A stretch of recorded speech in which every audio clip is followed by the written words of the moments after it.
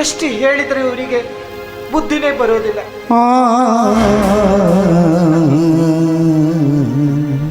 ಈ ಪಾಪಿ ಅಣ್ಣನನ್ನು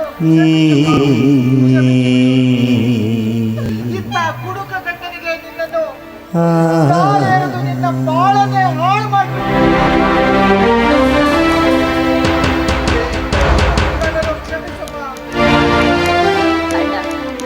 ನನ್ನ ಹಣೆ ಬರನೇ ಸರಿ ಇಲ್ದಾಗ ನೀನ್ ಯಾಕಣ್ಣ ಅಳ್ತೀಯ? ಈ ಕುಡುಕ ಗಂಡ ಸಿಕ್ಕಿದ್ಮೇಲೆ ಅನುಭವಿಸ್ಬೇಕದು ನನ್ನ ಹಣೆ ಬರ ಅಣ್ಣ. ಆದ್ರೂ ಈ ಪ್ರಪಂಚದಲ್ಲಿ ನಿನ್ನಂತ ತ್ಯಾಗಮಯಿ ಸಿಗೋದಿಲ್ಲ.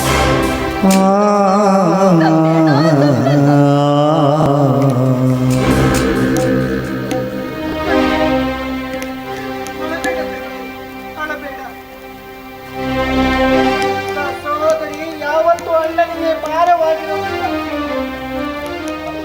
ಬಂದ ಕಷ್ಟಗಳನ್ನೆಲ್ಲ ಎದುರಿಸಿ ಇನ್ನಾದರೂ ನೆಮ್ಮದಿಯಿಂದ ಬಾಳಮ್ಮ.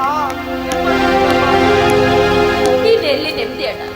ಈ ಕಷ್ಟನೆಲ್ಲ ನೋಡ್ತಿದ್ರೆ ಸತ್ತೇ ಹೋಗ್ಬಿಡ್ಬೇಕು. ಹಾಗೆಲ್ಲ ಮಾತಾಡಬೇಡಮ್ಮ. ಜೀವ ಅಮೂಲ್ಯವಾದದ್ದು.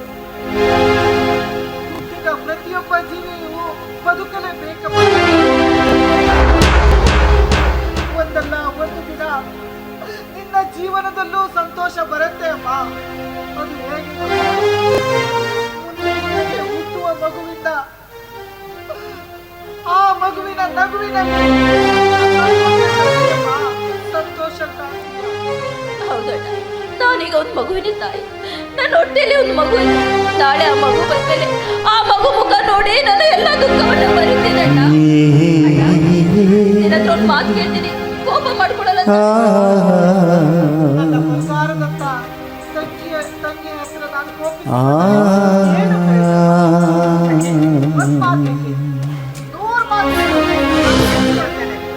ಹೌದಣ್ಣ, ಇಷ್ಟೆಲ್ಲ ಹಣ ತಂದೆಯಲ್ಲ, ಎಲ್ಲಿಂದ ತಂದೆ? ಹಿರಿಯರು ಕೊಟ್ಟ ಮನೆ ಏನಾದ್ರೂ ಮಾರಿದೇನು? ಆ ಮನೆಯನ್ನು ಮಾರೋದಿಲ್ಲ ಅಂತ ನಿನಗೆ ಆಣೆ ಮಾಡಿದ್ದೀನಲ್ಲಮ್ಮ ನಾನು. ಇಷ್ಟೊಂದು ಹಣ ಎಲ್ಲಾದ್ರೂ ಸಾಲ ಮಾಡಿದೇನು? ಇಲ್ಲಮ್ಮ, ಸಾಲವೇ ನನಗೆ ಹೆಚ್ಚಾಗಿರುವಾಗ ಇನ್ಯಾರು ಸಾಲ ಕೊಡ್ತಾರಮ್ಮ ನನಗೆ? ಹಾಗಾದ್ರೆ